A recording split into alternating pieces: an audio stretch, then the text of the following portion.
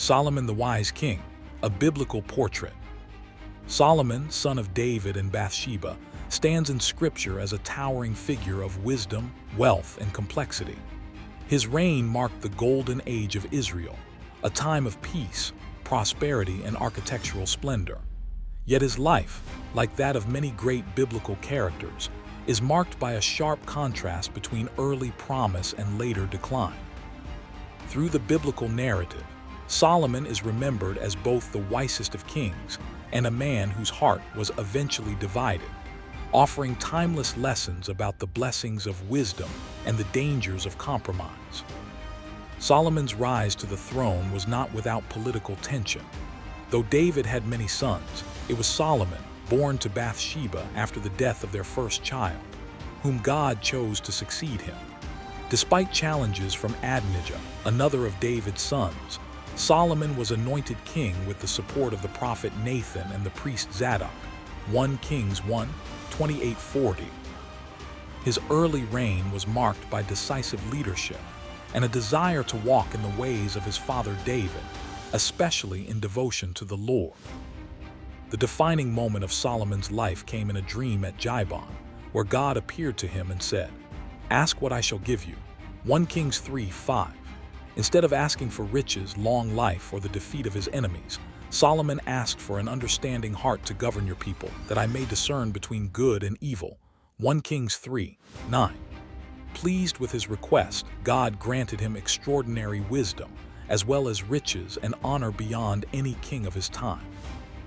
This event established Solomon as a man uniquely gifted by God, and it foreshadowed the greatness of his rule. Solomon's wisdom quickly became evident. One of his earliest recorded judgments, a dispute between two women claiming to be the mother of the same child, demonstrated his ability to discern truth and administer justice.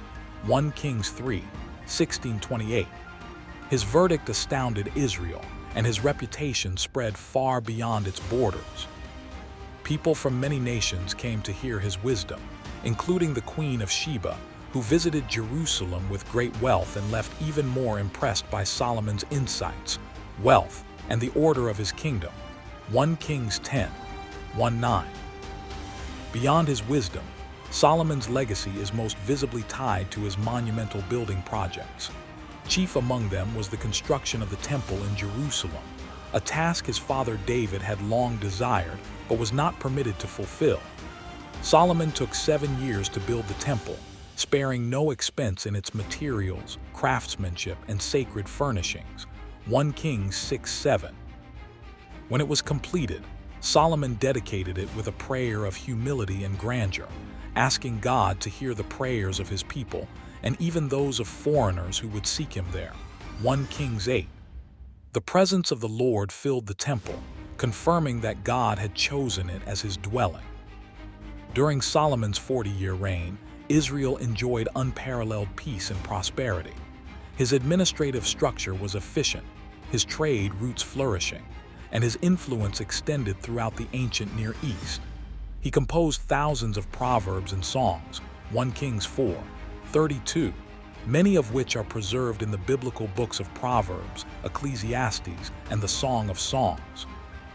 These writings reflect the depth of Solomon's thought, ranging from practical wisdom for daily living to philosophical reflections on the meaning of life. Yet for all his brilliance and divine favor, Solomon's heart did not remain fully devoted to God. In his later years, the seeds of spiritual compromise bore bitter fruit. He took many foreign wives, 700 wives and 300 concubines, and they turned his heart after other gods. 1 Kings 11:1-4. He built high places for the worship of pagan deities such as Chemosh and Molech, practices strictly forbidden in the law of Moses. This disobedience provoked the Lord to anger, and he declared that the kingdom would be torn from Solomon's descendants, though not in Solomon's lifetime, for the sake of David. 1 Kings 11:13. The final years of Solomon's reign were marked by internal unrest and divine judgment.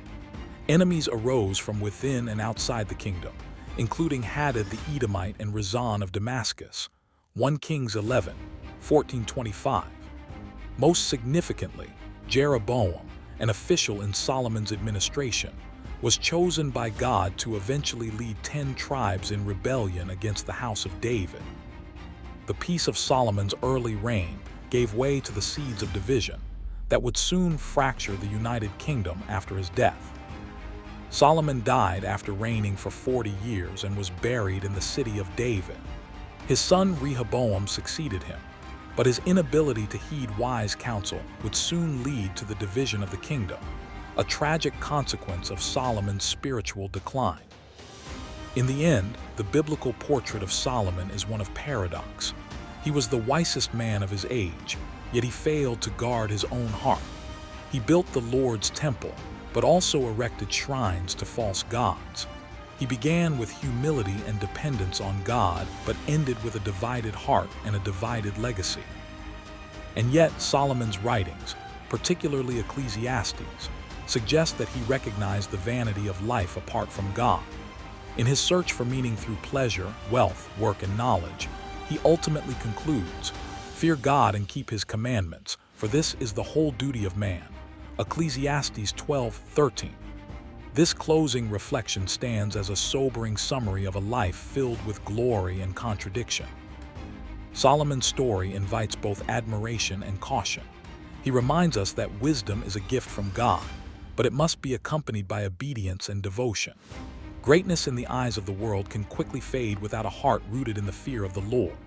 And while his failures are real, the grace of God is seen in the continued promise of a son of David who would one day reign in righteousness forever, Jesus Christ, who said of himself, "Something greater than Solomon is here."